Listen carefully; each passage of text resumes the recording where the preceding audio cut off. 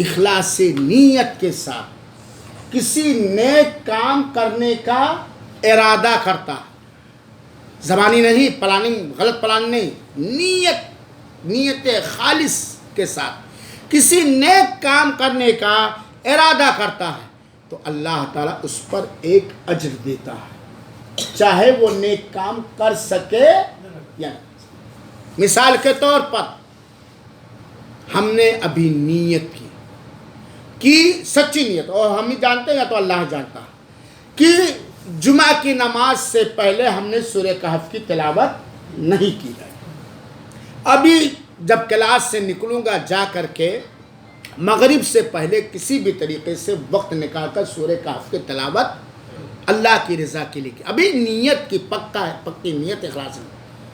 اگر کر لے گئے تو اللہ تعالیٰ 10 گنا بدلا دے گا، اس سے زیادہ بھی دے گا، اور اگر نہیں کر پائے لیکن نیت ہے مکمل کرنے کی اللہ کے رضا کے لیے تو اس پر ایک اجر ملے گا۔ لیکن کسی آدمی نے کسی برے کام کرنے کی نیت کی پکا، اسے کوئی گناہ ابھی نہیں ملے گا۔ نیکی کی نیت کی تو اس پہ کیا ملے گا؟ اجر ملے گا۔ کر لے گیا تو 10 گنا ملے گا، اس سے زیادہ بھی مل سکتا ہے۔ برائی کی نیت کی نہیں، ابھی نیت کی ہے نہیں کیا، کوئی اجر و ثواب نہیں، اور اگر وہ برائی کو کر لیا تو 1 گناہ ملے گا صرف۔ نیکی کا ارادہ کیا، نیت کی اخلاص کے ساتھ، فوراً اجر۔ کر لے گیا اس نے ایک کام کو تو 10 گنا۔ برائی کی نیت کی کوئی گناہ بھی نہیں ہے جب تک کہ کر نہ لے، کر لیا تب اس پر 1 گناہ دے گا۔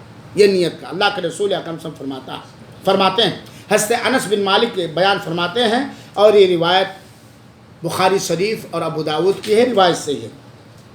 صحابہ کہتے ہیں کہ ہم لوگ غزوہ تبوک سے واپس ہوئے، سن 8 ہجری میں غزوہ تبوک ہوا ہے، جس کو بڑی سختی کا جنگ کہا جاتا ہے، اگرچہ لڑائی نہیں ہوئی تھی، وہ لمبی تفسیر ہے۔ کہتے ہیں ہم لوگ غزوہ تبوک سے واپس ہوئے نبی کریم صلی اللہ علیہ وسلم کے ساتھ، تو اللہ کے رسول اکرم صلی اللہ علیہ وسلم نے فرمایا، ان اقواما خلفنا بالمدینہ ما سلکنا شعبا ولا وادیا الا وهم معنا حبسهم العذر۔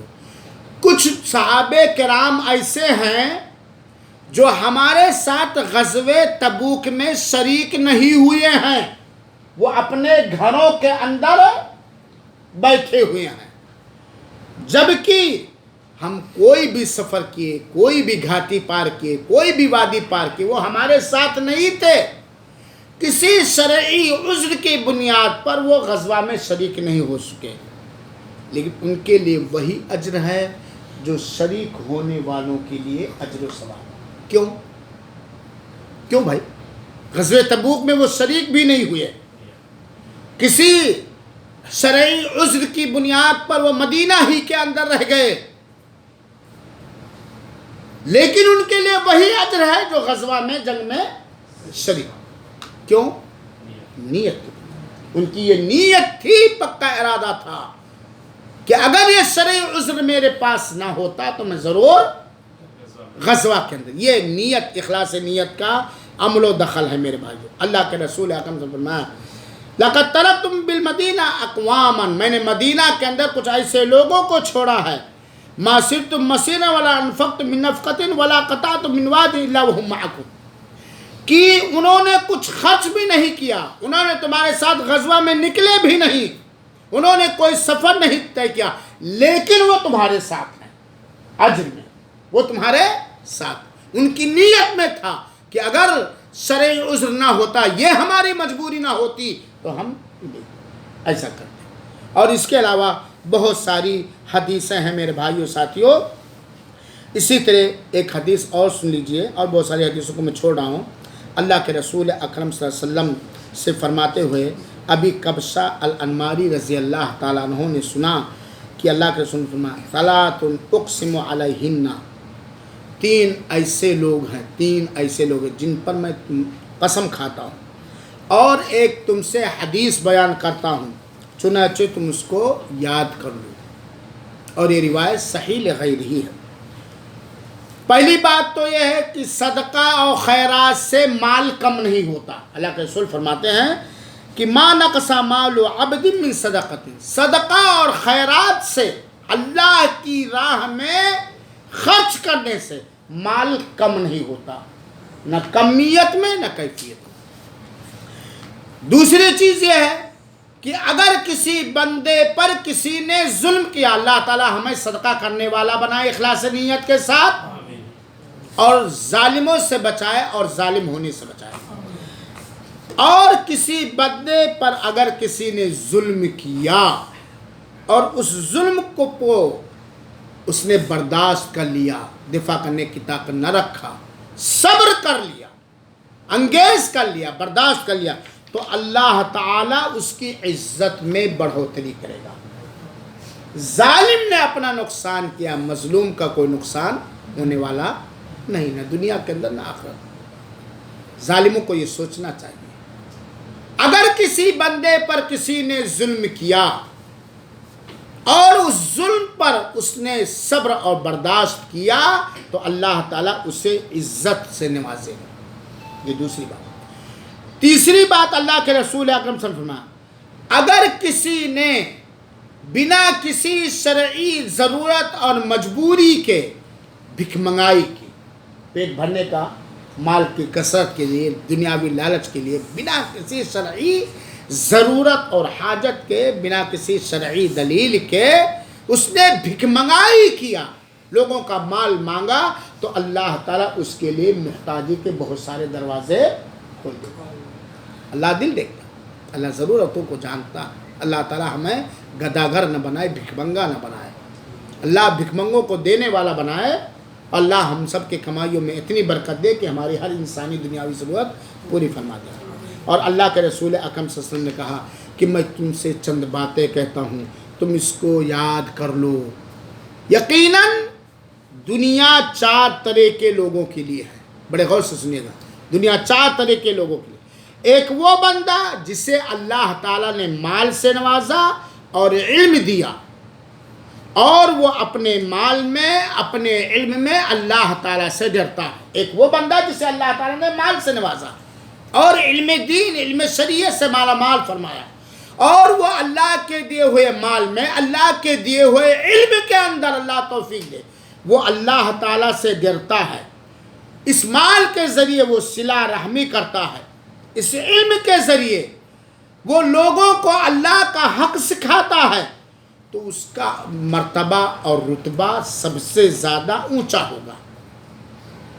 دوسرا وہ آدمی جسے اللہ تعالیٰ نے علم دیا اور مال سے محروم رکھا، علم کی دولت سے نوازا اور مال کی دولت سے محروم رکھا، لیکن وہ آدمی جسے اللہ تعالیٰ نے مال سے محروم رکھا، علم کی دولت سے مالا مال فرما، وہ اپنی نیت میں سچا ہے، اپنی نیت میں وہ صادق ہے، سچا ہے، اور وہ کہتا ہے کہ اگر میرے پاس بھی فلاں کی طرح مال ہوتا تو میں بھی اس سے مال سے ویسے ہی دین کی خدمت کرتا، ویسے ہی اللہ کی راہ میں خرچ کرتا جس طرح فلاں مالدار مال والا خرچ کرتا۔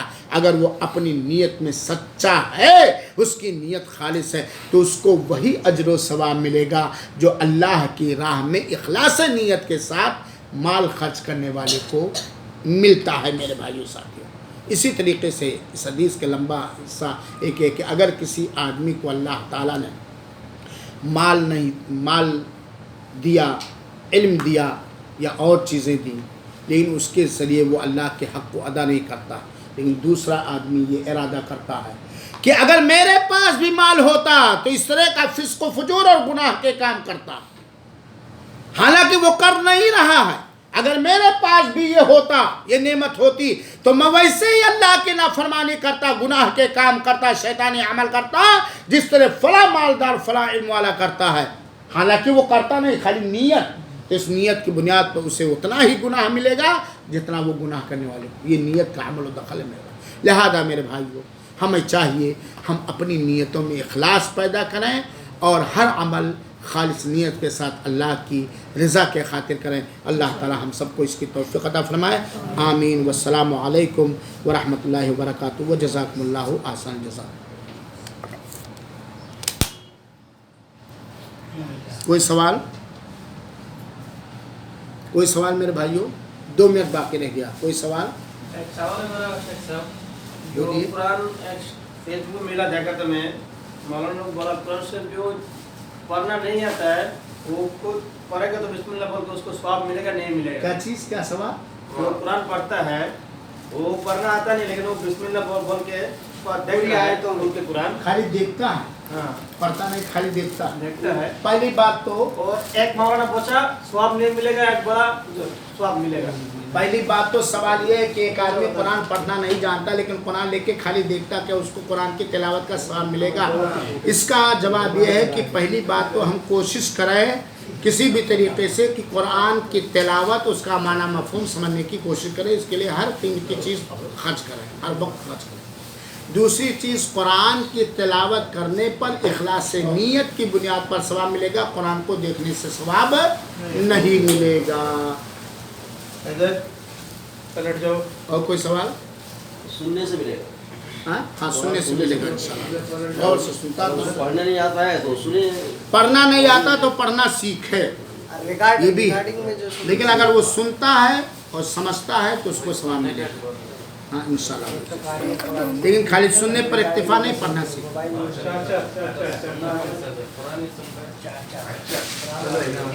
کیچ کریے گا معذرت کے ساتھ. کیونکہ جب قرآن کی تلاوت ہو تو غور سے سننے کا اور خاموش رہنے کا حکم دیا.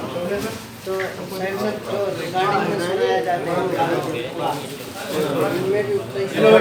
آگے بڑھا